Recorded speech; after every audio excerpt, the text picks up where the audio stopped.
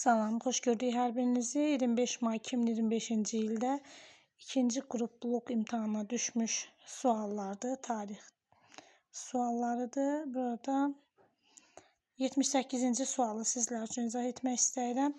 Ərəb xilafəti və Böyük Səlcuq dövlətinin tarixlərinə aid ümumi cəhətləri soruşur.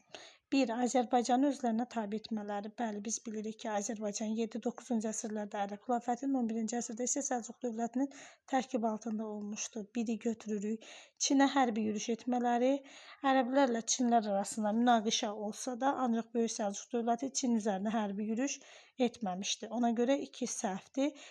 3. Qərbi Avropaya hərbi yürüş etmələri.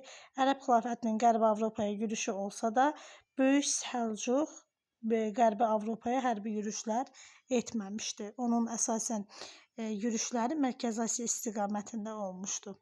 4. Xidmətə görə İqta torpaqlarının paylamaları. Bəli, İqta torpaqları Ərəb xilafətinin dövründə yaranmış, Böyük Səlcuq dövlətinin dövründə də davam etmişdi. Testimizin düzgün cavabı 1-4 Y bəndi.